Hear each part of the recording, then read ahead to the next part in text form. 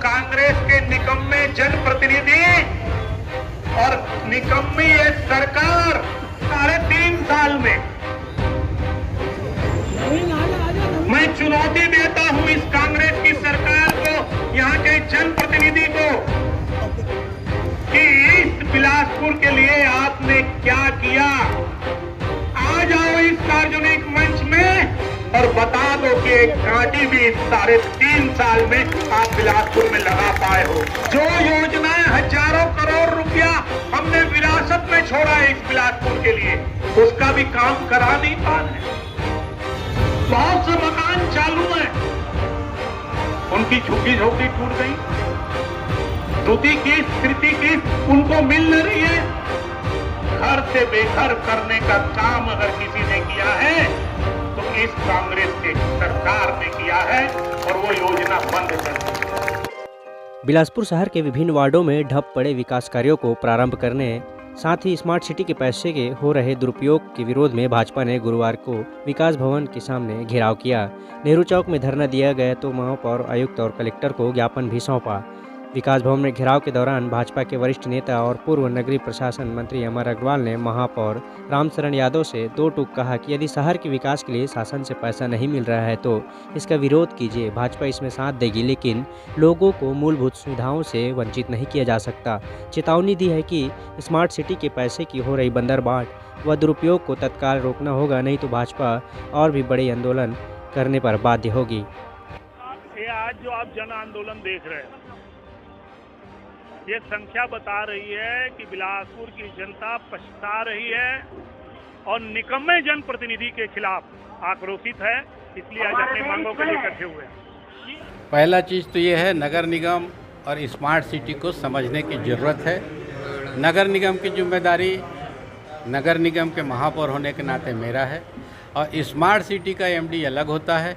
Smart city एक अलग agency है, और जो भी कार्य का संचालन होता है वो सचिव के द्वारा और एमडी के द्वारा होता है। इस बात को जानने की ज़रूरत है। माननीय पूर्व मंत्री अमर अग्रवाल जी और हमारे सभी सम्माननीय पार्षद दल विपक्ष के नेता अशोक विधानी जी और हमारे वरिष्ठ सभी पार्षद साथी और भाजपा के कार्यकर्ताओं ने आज एक ज्ञापन दिया है।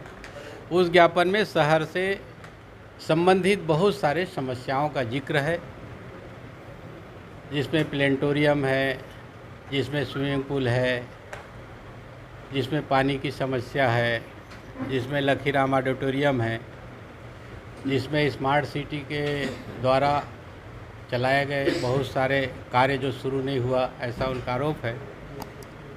सिटी बस है। जो चीज़ें नगर निगम के द्वारा संचालित हैं, जो चीज़ें नगर निगम के द्वारा किया जा सकता है, उन सभी कार्यों को करने का प्रयास करूँगा। और जो राज्य शासन स्तर का होगा, राज्य शासन को इसकी जानकारी अक्षरशः भेजने का काम मेरा है। चूँकि मैं नगर निगम का महापौर हूँ, मेरा दायित्व है।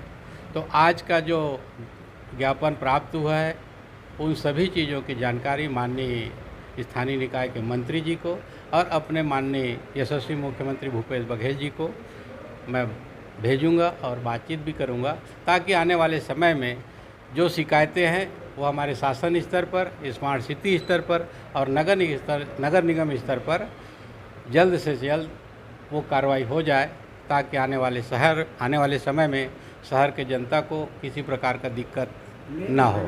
हाँ, पानी का समस्या है, इसलिए क्योंकि लगातार गर्मी के दिन होने के कारण वाटर लेवल डाउन हो रहा है। नगर निगम में अधिकांश जगह भूतल से पानी लेने का काम हो रहा है। तो भूतल जो हम पानी लेते हैं उसकी वाटर लेवल डाउन हो रहा है। बिलासपुर शहर में लगभग 1100 मोटर पंप है, जिसके द्वारा हम सभी जगह पानी की सप्लाई करते हैं, और टंकी में हम भूजल को लेकर के ऊपर में टंकी में डालने का काम करते हैं। गर्मी के दिन में वाटर लेवल नीचे जाने के कारण बहुत सारे जो पंप है हम चला देते हैं और छोड़ देते हैं, पता तो हमको नहीं रहता नीचे कितना पानी है। इसीलिए बहुत सारे पंप जले हैं, और उसको जले हुए पंप को बदलने में थोड़ा समय लगता है, व्यवस्था सुधारने में।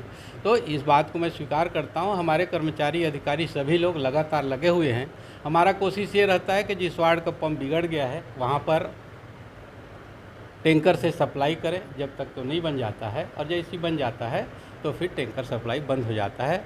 और ये 2.5 साल के कार्यकाल में पहली बार ऐसा हुआ है कि टैंकर शुरू हुआ है। जब शुरुआती दौर पे हम लोग आए थे तो आप सभी लोग इसी शहर के नागरिक जानते हैं कि हमने 1 साल में 54 बोरिंग करवाया था, और जहाँ कभी पानी नहीं आता था, देवरी खुर्द जैसे जगह में, नया पारा जैसे जगह में पानी लाने का प्रयास किया और सफल भी रहे। अभी भी बहुत सारे पीएचई के टंकी चालू नहीं है, जिसको चालू कराने का हम लोग प्रयास कर रहे हैं।